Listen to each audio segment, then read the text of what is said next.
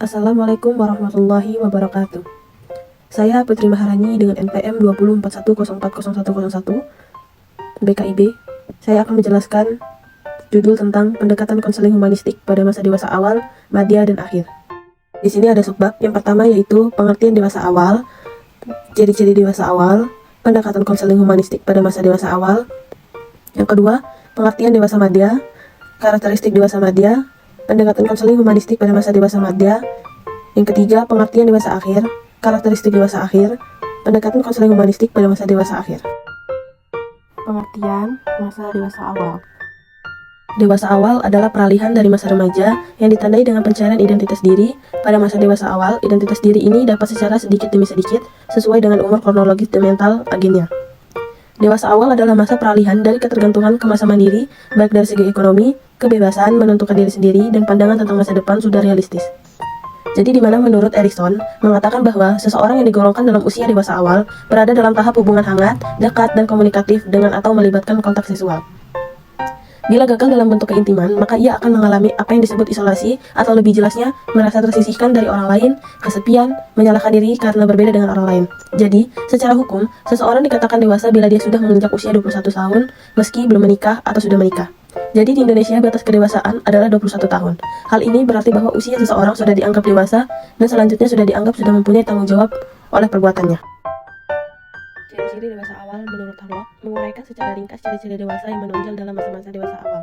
Yang pertama, masa dewasa dini sebagai masa pengaturan, di mana masa awal merupakan masa pengaturan. Pada masa ini, individu menerima tanggung jawab sebagai orang dewasa, yang berarti seorang pria mulai membentuk bidang pekerjaan yang ditangani sebagai karirnya, dan wanita diharapkan boleh menerima tanggung jawab sebagai ibu dan pengurus rumah tangga. Yang kedua, masa dewasa dini sebagai usia produktif orang tua merupakan salah satu peran yang paling penting dalam hidup orang dewasa. Orang yang kawin berperan sebagai orang tua waktu saat ia berusia 20 atau 30 tahun. Yang ketiga, masa dewasa dini sebagai masa bermasalah dalam tahun awal masa dewasa. Banyak masalah baru yang harus dihadapi seseorang. Masalah baru ini dari segi utamanya berbeda dengan dari masalah yang sudah dialami sebelumnya. Yang keempat, masalah dewasa dini sebagai masalah ketenggangan emosional. Pada masa ini, banyak individu sudah mampu memecahkan masalah yang mereka hadapi secara baik hingga lebih stabil dan lebih tenang.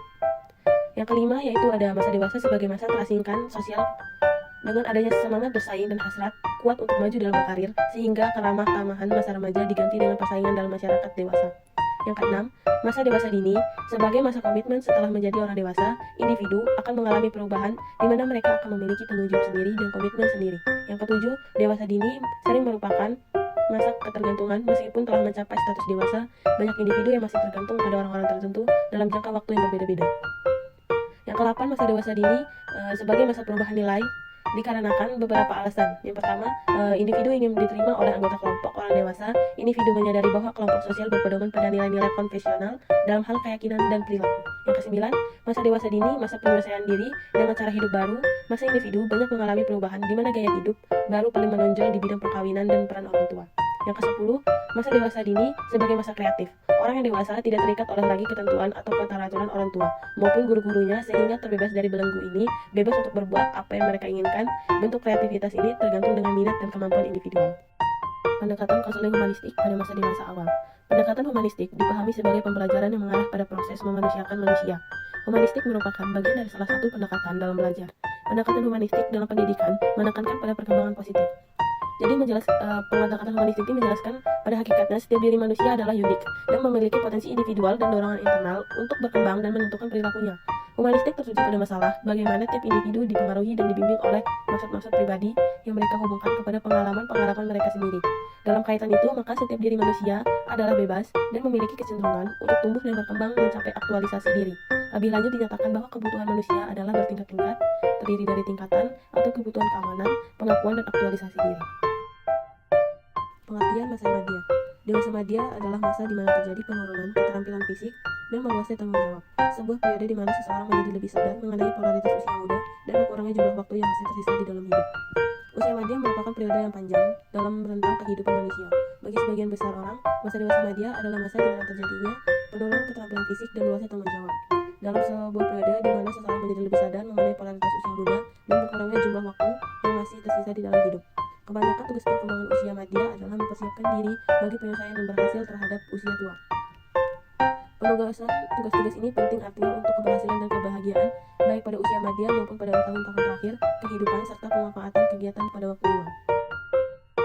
Karakteristik dewasa madya. Menurut Harlow, pada rentang usia dewasa madya, terdapat beberapa hal yang sering terjadi yang menjadi karakteristik tersendiri. Yang pertama, usia madya merupakan periode yang sangat ditakuti. Diakui bahwa semakin mendekati usia tua, periode usia madya semakin terasa lebih menakutkan dilihat dari seluruh kehidupan manusia. Yang kedua, usia madya merupakan masa transisi. Seperti halnya masa puber yang merupakan masa transisi dari masa kanak-kanak ke masa remaja dan kemudian dewasa. Dan demikian pula usia madya merupakan masa di mana pria dan wanita meninggalkan ciri-ciri jasmani dan perilaku masa dewasanya dan memasuki suatu periode dalam kehidupan yang akan diliputi oleh perilaku baru. Yang ketiga, usia madya adalah masa stres.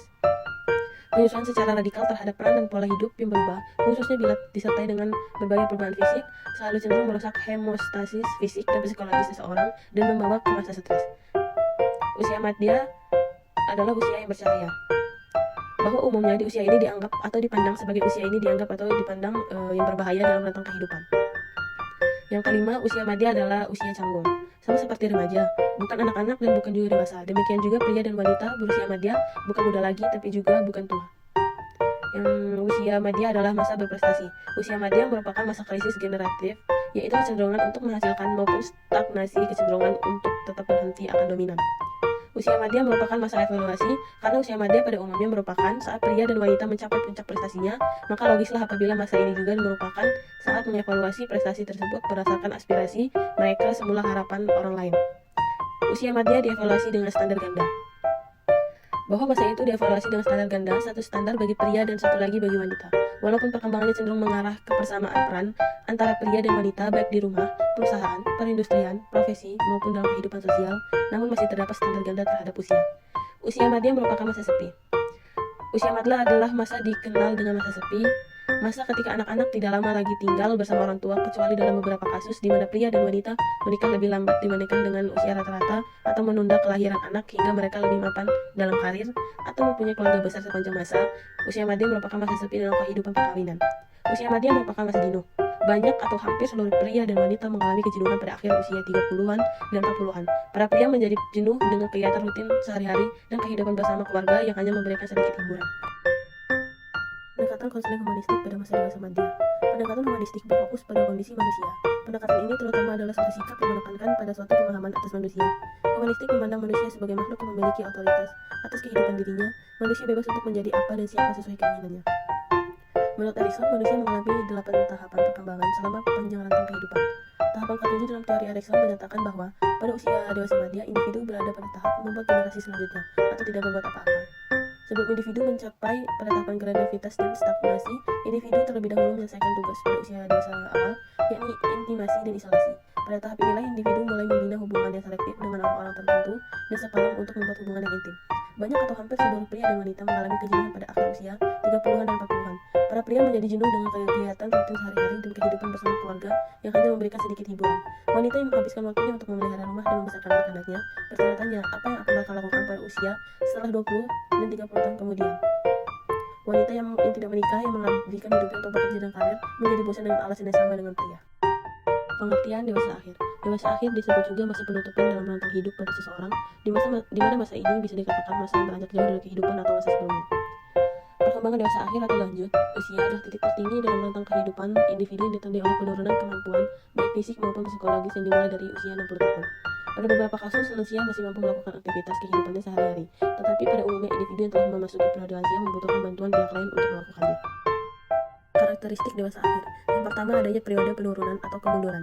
Periode lansia adalah periode puncak kehidupan. Jika pada kasus lain saat berada di puncak artinya semakin meningkat, maka pada tahap ini terjadi sebaliknya. Pada periode lansia, individu mengalami kemunduran yang mulai ditandai dengan kemunduran fisik ataupun mental. Yang kedua, perbedaan individu dalam efek penuaan. Waktu kemunduran setiap individu berbeda-beda tergantung dari sifat bawaan masing-masing. Selain itu, bagaimana cara individu memandang diri dan lingkungannya juga mempengaruhi proses penuaannya. Yang ketiga, ada stereotip mengenai usia lanjut. Pandangan tidak nyata tentang orang tua mulai bermunculan yang menyebabkan citra lansia semakin buruk. Stereotip ini bisa muncul dari cerita dongeng yang menggambarkan betapa menyedihkannya lansia, dan dapat juga muncul dari lelucon di acara televisi yang mengolok-olok lansia, seperti mengatakan kalau lansia sudah kisut, pikun, dan sebagainya. Yang keempat, sikap sosial terhadap usia lanjut. Kebanyakan masyarakat menganggap orang berusia lanjut tidak begitu dibutuhkan karena energinya sudah lemah. Tetapi ada juga masyarakat yang masih menghormati orang yang berusia lanjut, terutama yang dianggap berjasa bagi masyarakat sekitar. Yang kelima, mempunyai status kelompok minoritas. adanya sikap sosial yang negatif tentang usia lanjut. Pada sikap sosial yang beredar di masyarakat terhadap lansia mempengaruhi sikap individu pada lansia. Yang keenam, status kelompok minoritas. Sebuah analisis penelitian tentang struktur penduduk Indonesia yang dilakukan Kementerian Kesehatan tahun 2017 menunjukkan bahwa lansia adalah kelompok dengan jumlah penduduk paling sedikit, yaitu 9,03%. Jumlah tersebut lebih sedikit dibandingkan dengan jumlah usia produktif 10-24 tahun. Yang ketujuh, adanya perubahan peran. Pada saat individu memasuki periode lansia, maka mereka perlahan diminta untuk melepaskan aktivitasnya dan perannya dalam sosial secara satu persatu. Kehilangan peran sosial, sikap sosial yang buruk tentang lansia, membuat lansia merasa semakin tidak berguna dan semakin menarik diri dari lingkungan. Karena banyaknya dari mereka tidak dapat bersaing lagi dengan kelompok yang lebih muda meskipun belum tentu. Yang ke-8, penyesuaian diri yang buruk. Kondisi yang sangat berubah membuat lansia tidak mudah untuk menyesuaikan diri dengan lingkungannya. Kemampuan lansia dalam menyesuaikan diri ini sangat dipengaruhi dengan kemampuan penyesuaian di masa lalu. Selain itu, hal ini juga dapat timbul karena adanya konsep diri yang negatif yang disebabkan oleh sikap sosial dan negatif. Yang ke-9, ada keinginan untuk menjadi muda kembali. Kesepian, merasa tidak berdaya, serta kesulitan yang dialami lansia membuat mereka ingin kembali menjadi muda. Bahkan beberapa di antara mereka mencari segala cara untuk memperlambat penuaan. Pendekatan konseling humanistik pada masa dewasa akhir. Aliran ini secara eksplisit memberikan perhatian pada dimensi manusia dari psikolog dan konteks manusia dalam pengembangan teori psikologis. Psikologis humanistik membela kodrat manusia yang telah dianggap negatif dan deterministik oleh aliran behaviorisme dan psikoanalisis. Permasalahan ini dirangkum dalam 5 postulat psikologi humanistik dari James Bugental, yaitu ada manusia tidak bisa direproduksi menjadi komponen-komponen, manusia memiliki konteks yang unik di dalam dirinya, kesadaran manusia menyertakan kesadaran akan diri dalam konteks orang lain, manusia mempunyai pilihan dan tanggung jawab, manusia bersifat intensional, mereka mencari makna, nilai, dan memiliki kreativitas. Dalam pandangan teori humanistik, manusia bertanggung jawab terhadap hidup dan perbuatan mereka sendiri, serta mempunyai kebebasan dan kemampuan untuk mengubah sikap dan perilaku mereka sendiri. Yang paling diutamakan dalam konseling eksistensial humanistik adalah hubungannya dengan klien. Kualitas dari dua orang yang bertatap muka dalam situasi konseling merupakan stimulus terjadinya perubahan yang positif. Artinya, psikologi humanistik sangat memperhatikan tentang dimensi manusia dalam berhubungan dengan lingkungannya secara manusiawi dengan menitik beratkan pada kebebasan individu untuk mengungkapkan pendapat dan menentukan pilihannya, nilai-nilai, tanggung jawab personal, otonomi, tujuan, dan makna. Baik, itulah materi tentang pendekatan konseling humanistik pada masa dewasa awal, media, dan akhir. Bila ada salah kata atau salah pengucapan, saya minta maaf. Wassalamualaikum warahmatullahi wabarakatuh.